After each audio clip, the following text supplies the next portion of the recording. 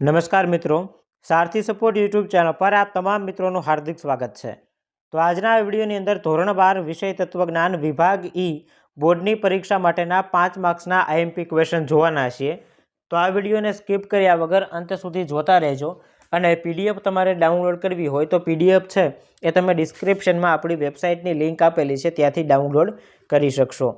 સૌથી પહેલા આપણે વાત કરીએ ચેપ્ટર નંબર 1, 2, 5, 6 અને 9 આ 5 ચેપ્ટરમાંથી તમને પરીક્ષાની અંદર પ્રશ્ન પૂછાશે।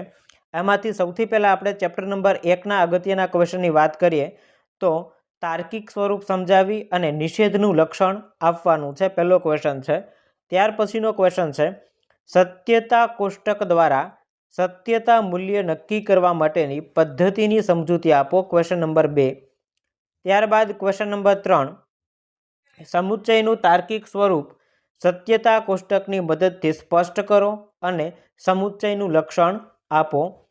ત્યાર પછી સત્યતા કોષ્ટકની મદદથી વિકલ્પનનું લક્ષણ અને તેના તાર્કિક સ્વરૂપની સમજૂતી આપો અને વિકલ્પનનું લક્ષણ લખો। આ 4 ક્વેશ્ચન છે એ તમને આ ચેપ્ટરમાંથી પૂછાઈ શકે એવા હતા। ત્યાર પછી આપણે આગળના ક્વેશ્ચનની વાત કરીએ 5 નંબરના ક્વેશ્ચન ઉપર તો કે ભાઈ શરતી વિધાનનું તાર્કિક સ્વરૂપ સત્યતા કોષ્ટકની મદદથી સમજાવો અને દ્વિશરતી વિધાનનું લક્ષણ જણાવો। સત્યતા કોષ્ટકની મદદથી દ્વિશરતીનું તાર્કિક સ્વરૂપ સમજાવો અને દ્વિશરતી વિધાનનું લક્ષણ આપો।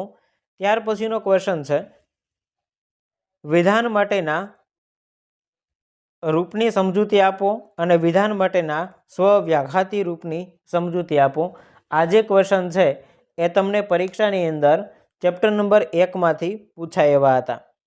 ત્યારબાદ ચેપ્ટર નંબર 2ના આઈએમપી ક્વેશ્ચનની વાત કરીએ તો ચેપ્ટર નંબર 2માંથી નીચે આપેલી દલીલનું પ્રાંતિક રજૂઆત કરી અને સત્યતા કોષ્ટકની પ્રત્યક્ષ રીતનો ઉપયોગ કરી અને તેનું પ્રામાણ્ય નક્કી કરો। ત્યાર પછીનો ક્વેશ્ચન છે ક્વેશ્ચન નંબર દલીલ આપેલી છે કે જો ભારતમાં હરિયાળી ક્રાંતિ આવે છે તો દેશ સમૃદ્ધ બને છે, દેશ સમૃદ્ધ બને છે તેથી ભારતમાં હરિયાળી ક્રાંતિ આવે છે। આને આપણે પ્રાંતિક રજૂઆત કરવાની છે।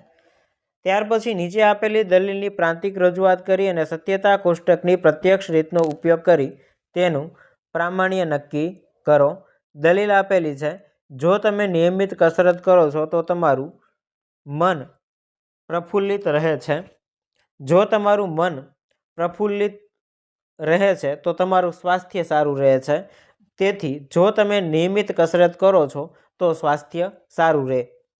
ત્યાર પછીની દલીલ આપેલી છે કાં તો સત્યની જીત થાય છે અથવા સત્યનો પરાજય થાય છે, સત્યનો પરાજય થતો નથી તેથી સત્યની જીત થાય છે।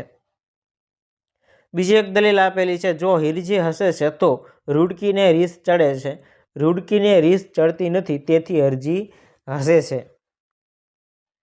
ચેપ્ટર નંબર 5ના ક્વેશ્ચનની વાત કરીએ તો ચેપ્ટર નંબર 5ના આઈએમપી ક્વેશ્ચનમાંથી વ્યાપ્તિકીકરણની લાક્ષણિકતાઓ અને તેના તાત્વિક આધારો જણાવો। એના પછીનો ક્વેશ્ચન છે સાદી ગણનામૂલક વ્યાપ્તિનું લક્ષણ અને ઉદાહરણ આપો। ક્વેશ્ચન નંબર 3 વૈજ્ઞાનિક દ્રષ્ટિએ કારણનો અર્થ સ્પષ્ટ કરો। ક્વેશ્ચન નંબર 4 અનિવાર્ય શરત અને પર્યાપ્ત શરત અંગે સમીક્ષાત્મક રજૂઆત કરો અને 5મો ક્વેશ્ચન છે અવશેષ રીતિની સમજૂતી આપો। ક્વેશ્ચન નંબર 6 વ્યતિરેક રીતિની સમજૂતી આપો। આટલા ક્વેશ્ચન તમને પૂછાઈ શકે એવા હતા। ત્યારબાદ ચેપ્ટર નંબર 6ના આઈએમપી ક્વેશ્ચનની વાત કરીએ તો ચેપ્ટર નંબર 6માંથી પ્રમાણની વ્યાખ્યા સમજાવી ભારતીય દર્શનોએ સ્વીકારેલા પ્રમાણોનું કોષ્ટક દોરો। ત્યાર પછીનો ક્વેશ્ચન છે ક્વેશ્ચન નંબર 2 પંચાયવી અનુમાનના પ્રત્યેક વિધાનની અગત્યતા સમજાવો। એના પછીનો ક્વેશ્ચન છે અન્વય અને વ્યતિરેક પદ્ધતિની સમજૂતી આપો। 4 નંબરનો ક્વેશ્ચન પંચાયવી અનુમાનના અને નિરુપાધિક સંવિધાનના પડકારરૂપ વિધાનોની સદ્રષ્ટાંત સમજૂતી આપો। ત્યાર પછીનો ક્વેશ્ચન છે ક્વેશ્ચન નંબર 5 વ્યાપ્તિની વ્યાખ્યા આપો અને તેના ફલિતાર્થો સ્પષ્ટ કરો। 6 નંબરનો ક્વેશ્ચન વ્યાપ્તિના પ્રકારોને આકૃતિ દોરી અને સમજાવો। ક્વેશ્ચન નંબર 7 અનુમાનની વ્યાખ્યા આપી અનુમાન વડે મળતા જ્ઞાનનું સ્વરૂપ સમજાવો। છેલ્લું 9મું ચેપ્ટર છે એના આઈએમપી ક્વેશ્ચનની વાત કરીએ તો પ્રકરણ નંબર 9માંથી જગતના વિદ્યમાન ધર્મો અને તેના સ્થાપકોના નામ આપો. ઘણી વખત પૂછાઈ ગયેલો પ્રશ્ન છે એટલે તૈયાર કરી લેવો. ત્યારબાદ જગતના વિદ્યમાન ધર્મો અને તેમના સ્થાપકોના નામ લખો. એક વખત ટાઈપિંગ મિસ્ટેકના કારણે બીજી વાર લખાઈ ગયો છે ક્વેશ્ચન.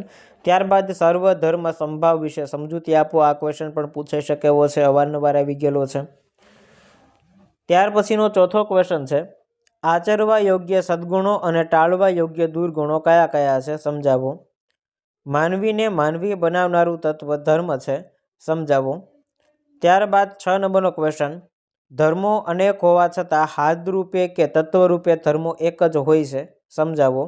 અને છેલ્લો ક્વેશ્ચન, સુવર્ણ નિયમને લગતા GSG ચેમ્પિયને પસંદ કરેલા વાક્યમાંથી કોઈ પણ 5 વાક્ય છે એ સંદર્ભ સાથે સમજાવો. આટલા પ્રશ્ન છે એ તમને તત્વજ્ઞાનમાં વિભાગ ઈની અંદર પરીક્ષામાં પૂછાઈ શકે એવા છે. એટલે આટલા ક્વેશ્ચન છે એ તમારે તૈયાર કરી લેવાના છે. તો વિડીયો પસંદ આવ્યો હોય તો લાઇક કરી દેજો. ચેનલને સબસ્ક્રાઈબ કરવાની બાકી હોય તો સબસ્ક્રાઈબ કરી દેજો. મળીએ છીએ નવા વિડીયો સાથે. જય હિન્દ, જય ભારત.